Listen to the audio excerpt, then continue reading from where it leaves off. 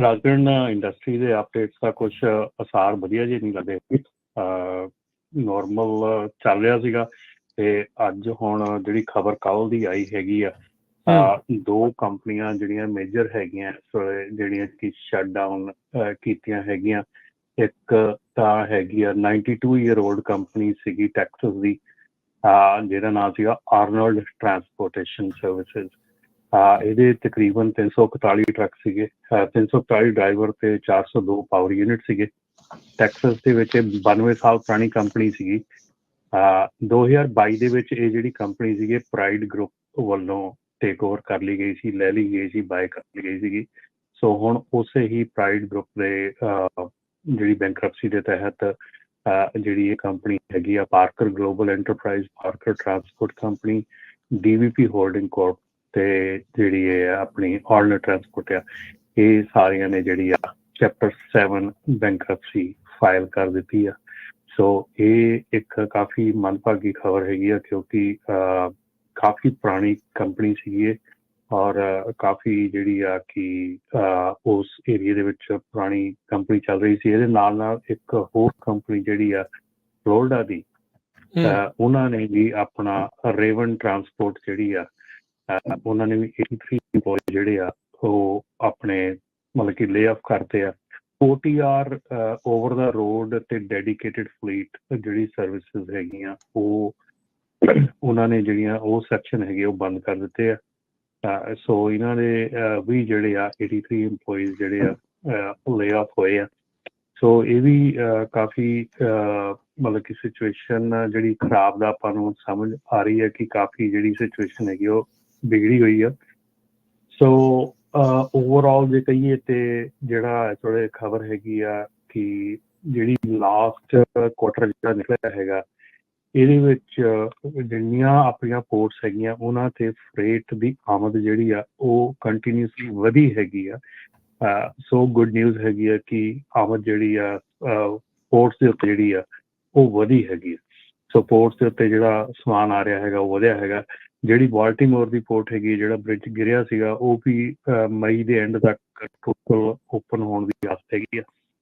ਤੇ ਇਹਦੇ ਨਾਲ ਨਾਲ ਚੱਲਦੇ ਚੱਲਦੇ ਹੀ ਜਿਹੜੀ ਆਪਾਂ ਗੱਲ ਕਰ ਲਈਏ ਕਿ ਕਾਫੀ ਕੰਪਨੀਆਂ ਜਿਨ੍ਹਾਂ ਦੇ ਕਿ ਜਿਹੜੇ ਆਪਣੇ ਹੈਗੇ ਆ ਫਸਟ ਕੁਆਟਰ ਦੀ ਅਰਨਿੰਗਸ ਹੈਗੀ ਆ ਉਹ ਡਾਊਨ ਦੱਸੀ ਗਈ ਆ। ਕੁਛ ਕੰਪਨੀਆਂ ਦੀ ਜਿਹੜੀ ਆ ਉਹ ਆਪਿਆ, ਪਰ ਮੈਜੋਰਟੀ ਜਿਹੜੀਆਂ ਆ ਉਹਨਾਂ ਦੀ ਜਿਹੜੀ ਆ ਉਹ ਡਾਊਨ ਦੱਸੀ ਗਈ ਆ। ਠੀਕ ਹੈ।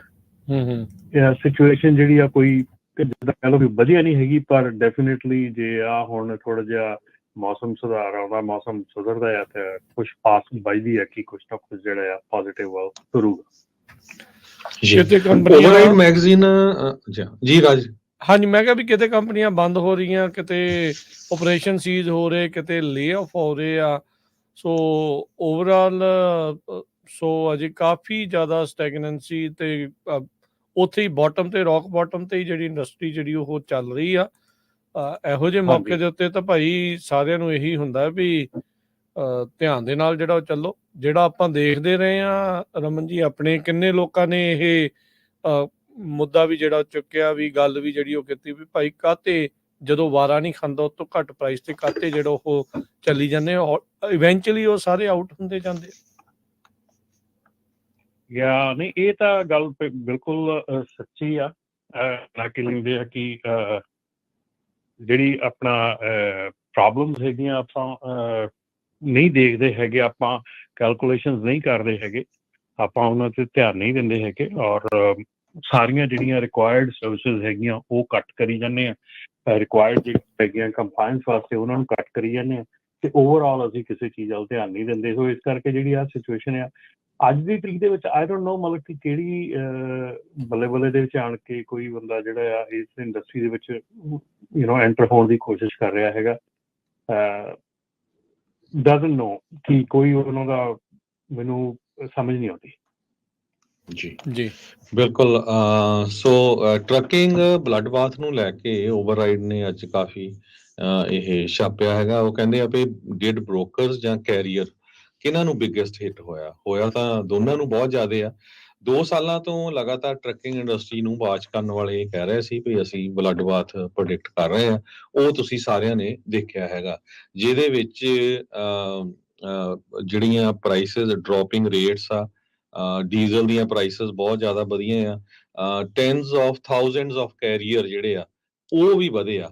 ਜਦੋਂ ਆਪਾਂ 2021 ਸਨ 'ਚ ਕਹਿੰਦੇ ਸੀ ਵੀ ਭਾਈ ਨਵੇਂ ਟਰੱਕ ਨਾ ਲਓ, ਥੋੜਾ ਠਹਿਰ ਕੇ ਸਹਿਜ ਕੇ ਚਲੋ, ਜਿਨ੍ਹਾਂ ਨੇ ਨਹੀਂ ਲਿਆ ਸਭ ਤੋਂ ਜ਼ਿਆਦਾ, ਜਿਨ੍ਹਾਂ ਨੇ ਲੈ ਲਏ ਉਸ ਟਾਈਮ 2021 ਤੋਂ ਬਾਅਦ ਜਾਂ 2021 'ਚ, ਉਹੀ ਸਭ ਤੋਂ ਜ਼ਿਆਦਾ ਹਿੱਟ ਹੋਏ ਆ।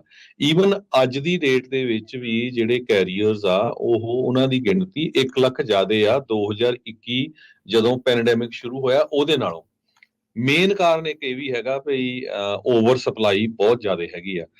ਬਾਕੀ ਡੀਜ਼ਲ ਦੀਆਂ ਪ੍ਰਾਈਸ ਤੁਹਾਨੂੰ ਪਤਾ ਹੀ ਆ ਵੀ ਕਿੰਨੀਆਂ ਉੱਪਰ ਚੱਲ ਗਈਆਂ, ਰੇਟਸ ਆਲਰੇਡੀ ਡਾਊਨ ਹੈਗੇ ਆ। ਸੋ 94,000 ਐਗਜ਼ੈਕਟ ਫਿਗਰ ਦੱਸਿਆ ਗਿਆ ਆ ਵੀ ਫॉर ਹਾਇਰ ਕੈਰੀਅਰਸ 2021 ਦੇ ਸਾਲ ਦੇ ਸ਼ੁਰੂ ਨਾਲੋਂ ਹਜੇ ਵੀ ਜ਼ਿਆਦਾ ਹੈਗੇ ਆ। ਸੋ ਸਭ ਤੋਂ ਜ਼ਿਆਦਾ ਜਿਹੜੇ ਹਿੱਟ ਹੋ ਰਹੇ ਉਹ ਉਹੀ ਆ ਜਿਨ੍ਹਾਂ ਨੇ ਪਿਛਲੇ 3 ਸਾਲਾਂ ਦੇ ਵਿੱਚ ਆਪਣੇ ਨਵੇਂ ਟਰੱਕ ਲਏ ਆ ਜਾਂ ਨਵਾਂ ਐਕਸਪੈਂਸ ਜਿਹੜੇ ਵਧਾਏ ਹੈਗੇ ਆ। ਸੋ ਓਵਰਆਲ ਜਿਹੜੀ ਸਿਚੁਏਸ਼ਨ ਆ ਹਜੇ ਵੀ ਜਿਹੜੀ ਸੁਧਰਦੀ ਨਹੀਂ ਲੱਗਦੀ। ਇਸ ਓਵਰਰਾਈਟ ਜਿਹੜਾ ਮੈਗਜ਼ੀਨ ਆ ਉਹਨਾਂ ਨੇ ਅੱਜ ਜਿਹੜੀ ਇੱਕ ਰਿਪੋਰਟ ਛਾਪੀ ਆ, ਉਹਦੇ ਵਿੱਚ ਉਹਨਾਂ ਨੇ ਕਿਹਾ ਵੀ ਹਜੇ ਵੀ ਜਿਹੜੇ ਕੈਰੀਅਰਸ ਆ ਉਹਨਾਂ ਦੀ ਗਿਣਤੀ ਬਹੁਤ ਜ਼ਿਆਦਾ ਆ। ਪਰ ਆਪਾਂ ਦੇਖਦੇ ਕਈ ਵਾਰੀ ਹੁਣ ਸਾਨੂੰ ਪੁੱਛਦੇ ਵੀ ਭਾਜੀ ਹੁਣ ਟਰੱਕ ਲੈ ਲਈਏ ਕੀ ਕਰੀਏ। ਸੋ ਇਹ ਚੀਜ਼ ਨੂੰ ਤੁਸੀਂ ਜ਼ਰੂਰ ਨੋਟ ਕਰੋ। ਜੀ ਰਮਨ ਜੀ। ਬਿਲਕੁਲ ਜੀ, ਇਹ ਤਾਂ ਚੀਜ਼ ਆਪਾਂ ਨੂੰ ਸਾਨੂੰ ਰੋਜ਼ ਕਾਲਸ ਆਉਂਦੀਆਂ ਹੈਗੀਆਂ ਔਰ ਰੋਜ਼ ਹੀ ਇਹ ਚੀਜ਼ ਪੁੱਛੀ ਜਾਂਦੀ ਹੈ ਕਿ ਆ ਗੁੱਡ ਸਮਾਂ ਹੈਗਾ ਟਰੱਕ ਲੈਣ ਦਾ। ਦੇਖੋ, ਕਿਉਂਕਿ ਇਹ ਆਪਾਂ 2021-22 ਦੇ ਵਿੱਚ ਬਹੁਤ ਵਾਰੀ ਇਹ ਗੱਲ ਕੀਤੀ ਸੀਗੀ ਕਿ ਇਹ ਜਿੰਨਾ ਆਪਾਂ ਰੇਟਸ ਨੂੰ ਇੰਜੋਏ ਕਰ ਰਹੇ ਹਾਂ ਨਾ ਜ਼ਿਆਦਾ, ਇਹ ਓਨਾ ਹੀ ਪੇਨਫੁਲ ਹੋਣ ਵਾਲਾ ਆ ਇਸ ਵਾਰੀ। ਇਹ ਆਪਾਂ ਬਹੁਤ ਵਾਰੀ ਗੱਲ ਕੀਤੀ ਸੀ, ਠੀਕ ਹੈ ਨਾ।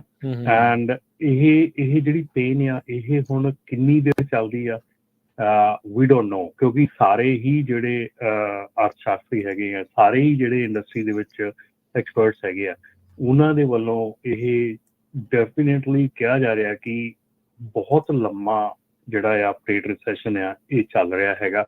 2 ਸਾਲ ਤੋਂ ਉੱਤੇ ਹੋ ਚੱਲੇ ਆ ਔਰ ਅਜੇ ਇਹਦਾ ਕੋਈ ਚਾਂਸ ਨਹੀਂ ਲੱਗ ਰਿਹਾ ਹੈਗਾ ਕਿ ਇਹਦੇ ਵਿੱਚ ਕੋਈ ਸੁਧਾਰ ਆਉਣ ਦਾ।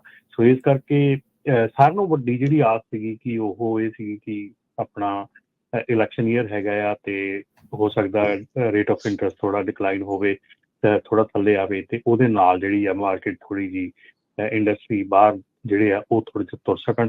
ਪਰ ਮੈਨੂੰ ਨਹੀਂ ਲੱਗਦਾ ਕਿ ਉਹ ਚੀਜ਼ ਹੋ ਰਹੀ ਆ ਔਰ ਉਹਦੇ ਕਰਕੇ ਐਕਚੁਅਲੀ ਦਾ ਇੰਟਰਸਟ ਰੇਟ ਜਿਹੜਾ ਆ ਉਹ ਅਪ ਚਲਾ ਗਿਆ। ਹੁਣ ਤਾਂ 8% ਦੇ ਲਾਗੇ ਇੰਟਰਸਟ ਰੇਟ ਜਿਹੜਾ ਘਰਾਂ ਦਾ ਮਿਲ ਰਿਹਾ ਹੈਗਾ, 7.5-8%। ਸੋ ਤੇ ਟਰੱਕਾਂ ਦਾ ਤਾਂ ਮੈਨੂੰ ਲੱਗਦਾ 15-16% ਤੋਂ ਵੀ ਜ਼ਿਆਦਾ ਹੋਣਾ।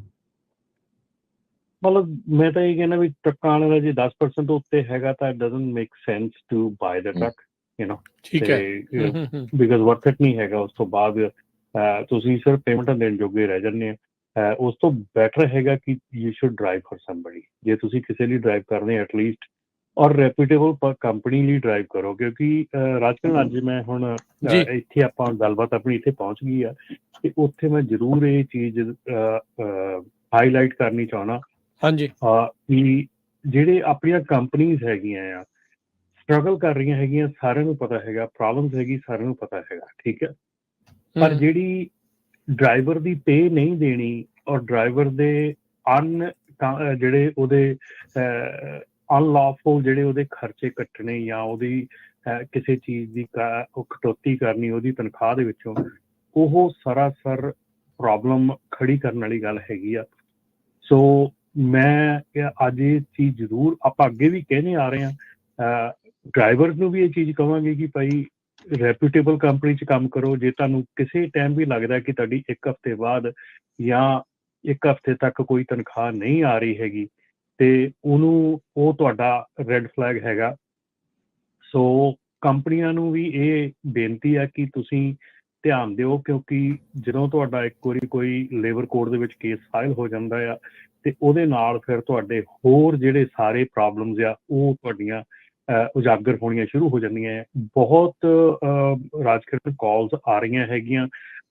ਕੱਲ ਹੀ ਸ਼ਾਮ ਨੂੰ ਕਾਲ ਆਈ ਹੈਗੀ ਆ, ਉਹਦੇ ਵਿੱਚ ਦੱਸਿਆ ਕਿ ਅਬਾਊਟ $1,800 ਜਿਹੜਾ ਸੀਗਾ ਉਹ ਡਿਊ ਸੀਗਾ ਤੇ ਕੰਪਨੀ ਦੇ ਨਹੀਂ ਸੀ ਰਹੀ। ਤੇ ਅੱਛਾ ਫਾਈਨਲੀ ਉਹਨਾਂ ਨੇ ਜਿਹੜਾ ਆ ਡਰਾਈਵਰ ਨੇ ਫਾਈਲ ਕੀਤਾ ਕੇਸ ਉੱਥੇ ਲੇਬਰ ਕੋਰਟ 'ਚ, ਠੀਕ ਤੇ ਹੈ ਹੁਣ ਕੰਪਨੀ ਨੂੰ ਅਰਾਊਂਡ $10,000 ਦਾ ਕਰੀਬ ਦਾ ਬਿੱਲ ਆਇਆ ਪਿਆ ਆ। ਇੱਥੇ ਰੱਖ। ਤੇ ਹੁਣ ਕੰਪਨੀ ਜਿਹੜੀ ਆ ਉਹ ਡਰਾਈਵਰ ਨੂੰ ਧਮਕਾ ਰਹੀ ਆ, ਕਾਲਾਂ ਕਰ ਰਹੀ ਆ। ਸੋ ਇਹ ਚੀਜ਼ਾਂ ਠੀਕ ਨਹੀਂ ਹੈਗੀਆਂ। ਇਹ ਤਾਂ ਫਿਰ ਇਹ ਧਮਕਾਉਣ ਦੇ ਚੀਜ਼- ਮਾਮਲੇ 'ਚ ਤਾਂ ਫਿਰ ਤਾਂ ਉੱਤੇ ਕ੍ਰਿਮੀਨਲ ਚਾਰजेस ਵੀ ਬਾਅਦ ਚ ਲੱਗ ਸਕਦੇ ਆ। ਗੱਲ ਤਾਂ ਉਹ ਆ ਜਾਂਦੀ ਹੈ ਰਾਜਨ, ਅਸੀਂ ਇੱਕ ਗਲਤੀ ਨੂੰ ਛੁਪਾਉਣ ਦੇ ਲਈ ਗਾਂ ਅੱਗੇ ਹੋਰ ਗਲਤੀਆਂ ਕਰੀ ਜਾਂਦੇ ਆ, ਹੋਰ ਗਲਤੀਆਂ, ਉਹ ਫਿਰ ਗਾਂ ਵੱਧ ਕੇ ਬਹੁਤ ਵੱਡਾ ਪ੍ਰੋਬਲਮ ਜਿਹੜੀ ਆ ਉਹ ਖੜੀ ਹੋ ਜਾਂਦੀ ਆ।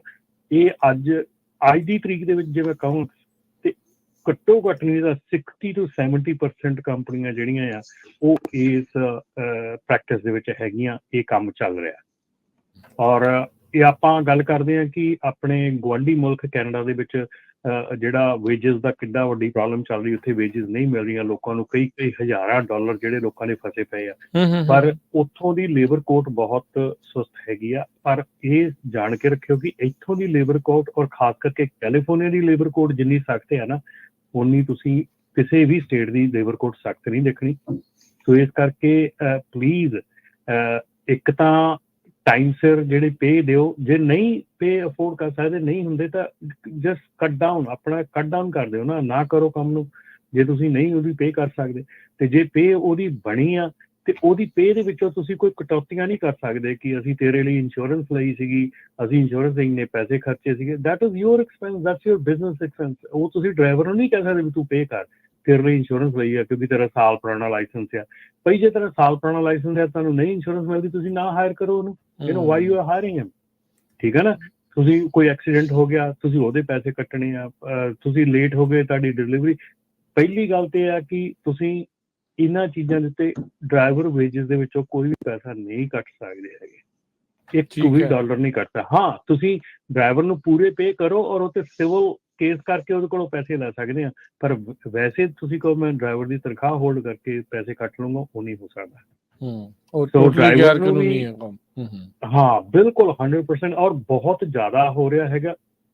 ਮੈਂ ਬਹੁਤ ਡਰਾਈਵਰ ਦੀ ਕਾਲ ਆਉਂਦੀ ਆ, ਕੰਪਨੀ ਓਨਰ ਦੀ ਵੀ ਕਾਲ ਆਉਂਦੀ ਆ। ਇਹ ਨਹੀਂ ਗਾ ਕਿ ਮੈਂ ਕੰਪਨੀ ਓਨਰ ਦੇ ਹੀ ਲਈ ਗੱਲ ਕਰ ਰਿਹਾ ਜਾਂ ਡਰਾਈਵਰ ਦੇ ਲਈ ਗੱਲ ਕਰ ਰਿਹਾ।